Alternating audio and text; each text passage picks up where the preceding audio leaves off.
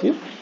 अब अपन जो है डेटा डेफिनेशंस कमांड्स के अंतर्गत रीनेम कमांड्स के बारे में पढ़ेंगे। Rename commands are used for rename the object. कोई भी ऑब्जेक्ट है, जैसे टेबल का जो नाम आपको चेंज करना है, या कोई एक फंक्शन है उस फंक्शन का नाम आपको चेंज करना है, या कोई प्रोसीजर है उस प्रोसीजर का नाम आपको चेंज करना है, तो उसके लिए अपन जो है रीनेम कमांड्स को यहाँ यूज में लेते हैं।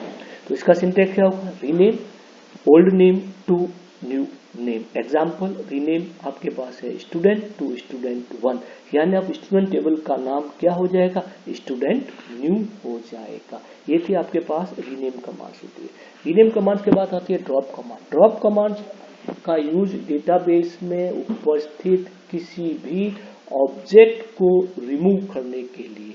ऑब्जेक्ट के रूप में आपका टेबल हो सकता है, इंडेक्स हो सकता है, व्यू हो सकता है, फंक्शन हो सकता है, प्रोसीजर हो सकता है, इंडेक्स साइनोमिस हो सकता है आपका, या पैकेज हो सकता है। इन सभी को डेटाबेस से परमानेंटली रिमूव करने के लिए ड्रॉप कमांड को यूज में लिया जाता है। ड्रॉप कमांड के साथ डेटा का ऑब्जेक्ट और उससे संबंधित डेटा भी रिमूव होता है। सिंटैक्स क्या होगा? Drop table, table name. जैसे आपको एक टेबल ही रिमूव करनी है तो ड्रॉप टेबल और टेबल नेम। तो जैसे एग्जांपल, ड्रॉप टेबल स्टूडेंट 1। अगर आपको कोई भी एक फंक्शन रिमूव करना है तो ड्रॉप फंक्शन फंक्शन नेम। अगर आपको कोई प्रोसीजर रिमूव करना है, ड्रॉप प्रोसीजर प्रोसीजर नेम होता है। तो ये होती है ड्रॉप कमांड्स।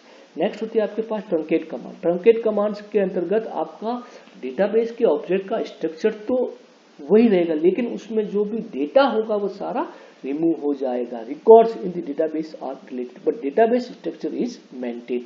तो truncate table, table name, example truncate table और स्टूडेंट 1 होता है।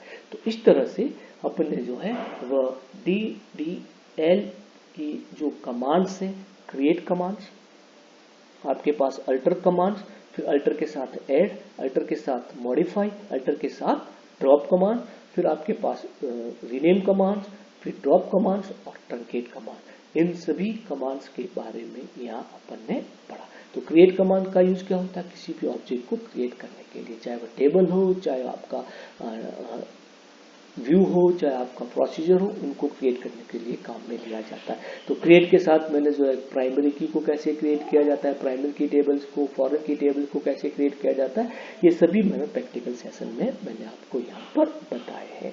ठीक है। उसके बाद अल्टर कमांड, यानी जो भी एग्जिस्टिंग डेटा है, एग्जिस्टिंग ऑब्जेक्ट है, उसकी प्रॉपर्टी जैसे उसका नेम है, उसका डेटा टाइप है, उसकी साइज है, ये चेंज करनी है तो अपन अल्टर कमांड को यूज में लेते हैं। फिर आपके पास ड्रॉप कमांड होती है। ड्रॉप कमांड डेटाबेस में जो भी ऑब्जेक्ट है उसको परमानेंटली विद डेटा रिमूव करना है तो ड्रॉप कमांड को काम में लेते हैं।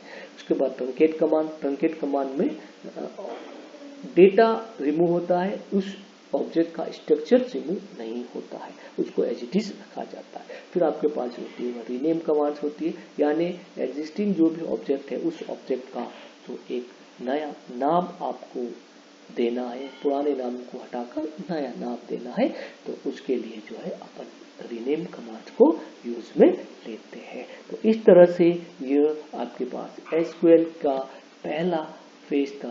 DDL कमांड्स के बारे में मैंने आपको यहाँ पर बताया।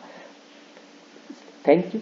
नेक्स्ट अपन जो डिस्कस करेंगे डेटा मैनिपुलेशन लैंग्वेज, यानी डेटा मैनिपुलेशन लैंग्वेज कैसे काम में ली जाती है।